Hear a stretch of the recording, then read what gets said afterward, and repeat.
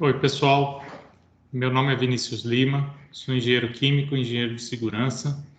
Estou aqui para apresentar o 10º Compartilhando Conhecimento da CIMA Engenharia.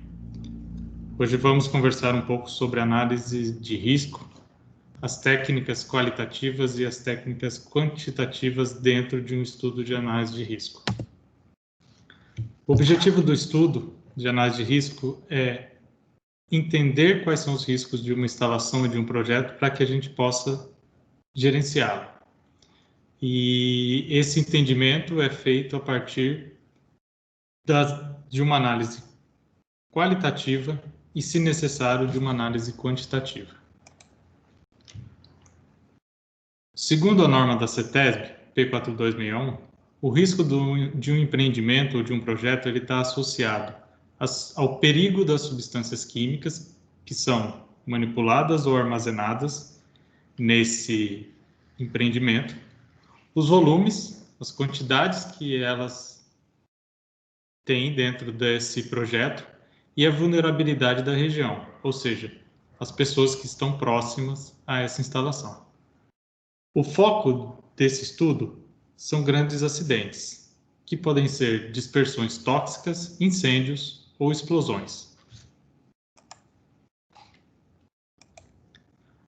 Voltando um pouco no histórico, a gente vê os grandes acidentes que motivaram o desenvolvimento desse tipo de estudo. Um bom exemplo de um acidente é o de Bhopal, que aconteceu em 1984, onde ocorreu o vazamento e a formação de uma nuvem tóxica de isocianato de metila, causando explosão e danificando toda a instalação da Union Carbide. Em 86, temos como exemplo o acidente de Chernobyl, que é um vazamento de um material radioativo e a explosão do reator nuclear. Em 88, uma plataforma de petróleo que teve várias explosões causadas por rompimento de tanques e tubulações onde tinham condensado de gás natural. Temos mais próximo alguns exemplos também, como o de 2010 no Golfo do México, a explosão da plataforma de petróleo, que causou um derramamento de óleo durante quase 3 meses no Golfo do México. E mais próximo ainda da data de hoje, alguns dias atrás, houve a explosão de um armazenamento de nitrato de amônio no porto de Beirute. Alguns exemplos desse tipo de acidente temos aqui no Brasil também. Em 1984, na Vila Socó, um incêndio causado pelo vazamento de 700 litros de gasolina. Em 2001, também temos uma plataforma da Petrobras, que foi danificada após explosões em tanques e tubulações de óleo e gás. Em 2015, nós temos um incêndio numa base de combustível que aconteceu no Porto de Santos. Também em 2015 e em 2019, temos o rompimento das barragens de Mariana e de Brumadinho.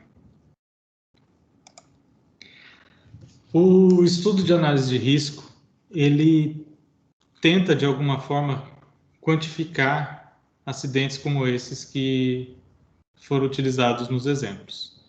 E ele pode ser dividido em duas etapas, a etapa qualitativa e a etapa quantitativa.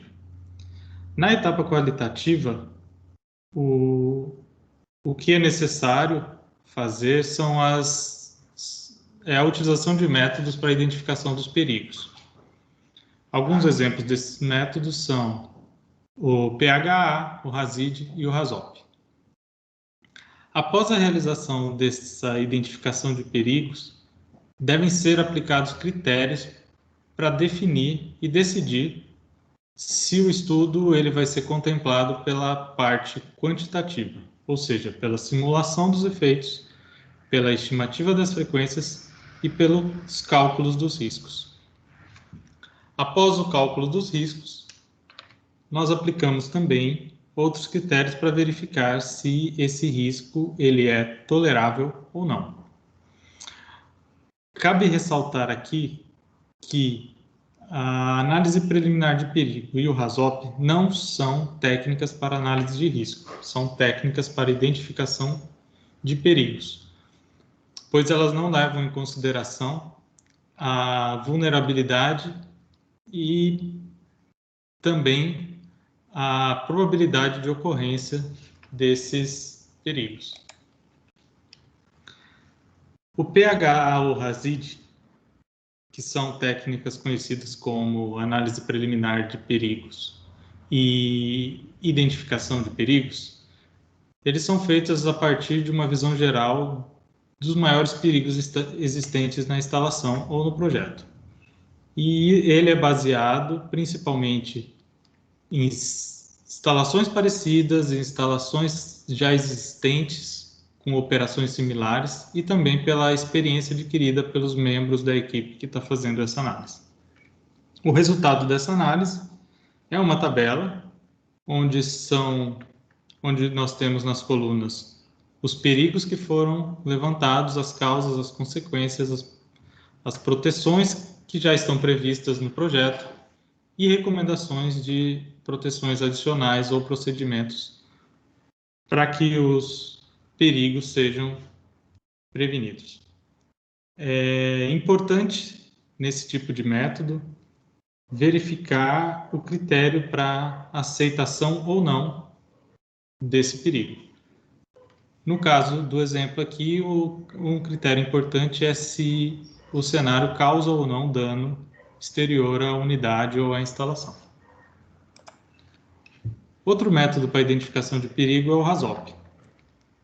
Ele é aplicado principalmente em cima dos fluxogramas de processo, onde você faz uma sequência de questionamento, prevê situações anormais, aquelas de processo, e avalia o que poderia acontecer de errado quando os parâmetros saem das condições normais de processo. Como, por exemplo, temos aqui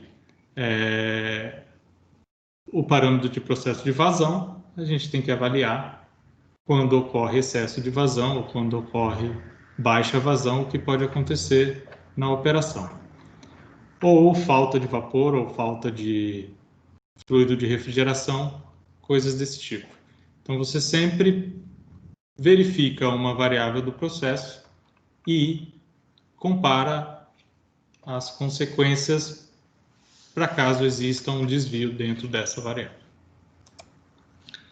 Após a realização da etapa qualitativa, temos que aplicar critérios para que possamos decidir se vamos fazer a etapa quantitativa ou não.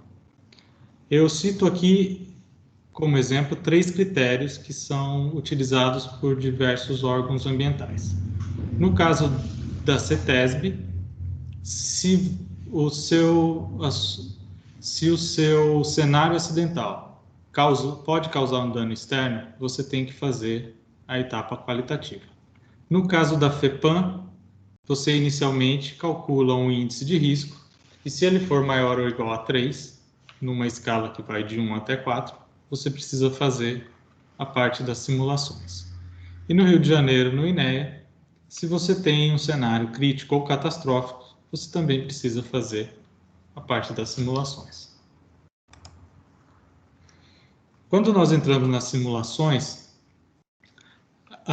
os efeitos mais comuns para esse tipo de substâncias tóxicas e inflamáveis são esses: a dispersão tóxica, o jato de fogo e a bola de fogo, caso você tenha uma ignição imediata, logo após o vazamento do fluido ou do gás inflamável, você pode ter esses 2 efeitos.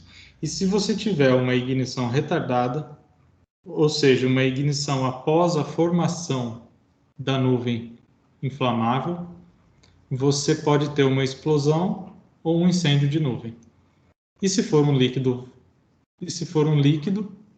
a formação dessa poça pode causar um incêndio de poça.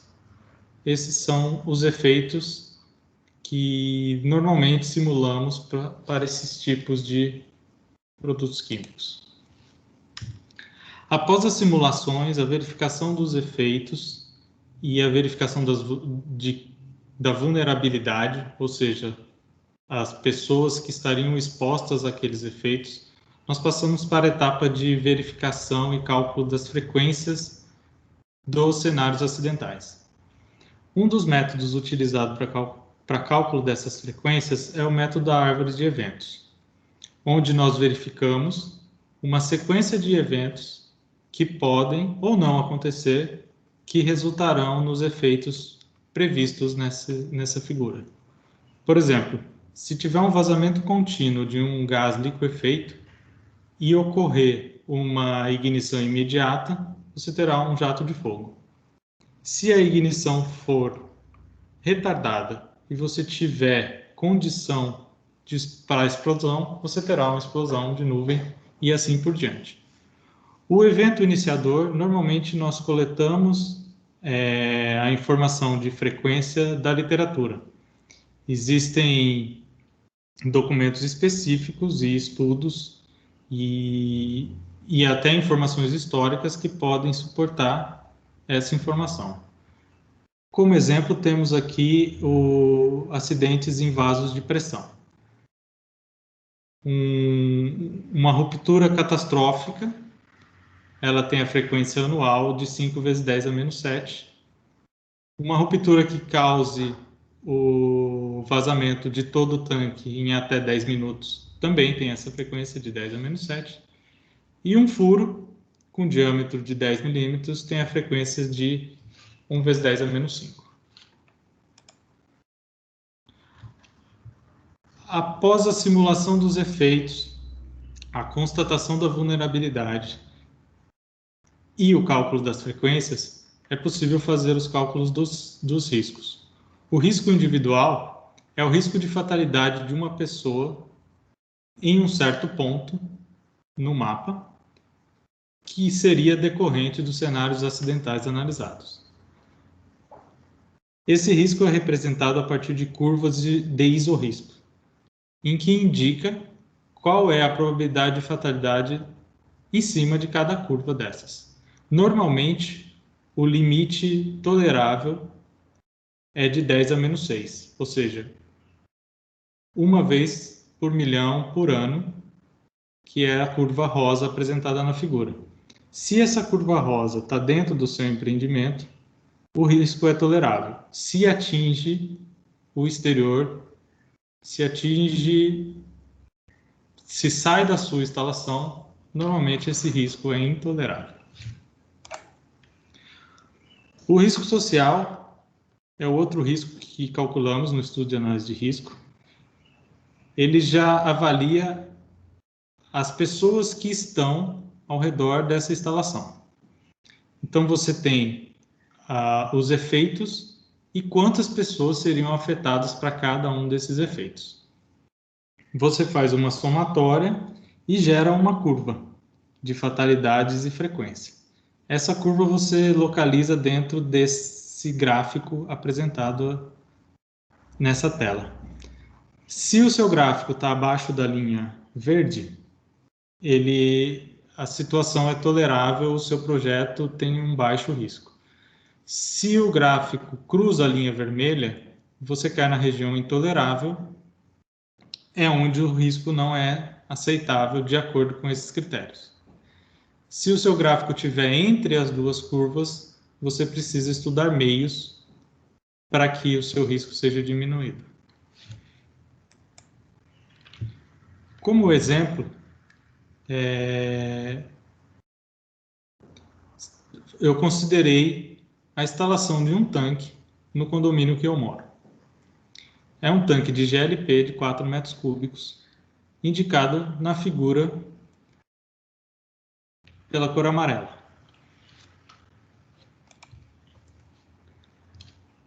Realizamos, portanto, a análise preliminar de perigos, onde foi constatado a possibilidade de ter um grande vazamento de GLP e um pequeno vazamento de GLP. Para o grande vazamento, causado pela ruptura total do tanque, temos como consequência a bola de fogo, o incêndio de nuvem e a explosão. Para o pequeno vazamento, causado pela ruptura parcial do tanque ou por um furo, temos como consequência um jato de fogo, um incêndio de nuvem ou uma explosão. Todos podem causar dano externo e, por isso, concluímos que será necessário a realização das simulações. Todos aqueles efeitos foram simulados. Abaixo eu apresento dois resultados dessa simulação. O de explosão, que mostra, delimitado pela região azul, a área onde a probabilidade de fatalidade é maior do que 1%. E a região amarela, onde a probabilidade de fatalidade é maior do que 50%. No caso do incêndio de nuvem, a probabilidade é de 99% para todos aqueles que estiverem dentro da área onde a concentração do vapor torna a atmosfera inflamável.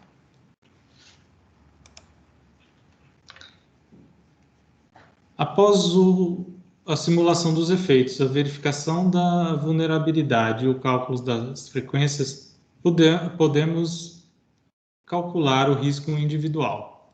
Neste caso, o risco individual não é aceitável, pois a curva de 10 a menos 6 está fora do nosso empreendimento.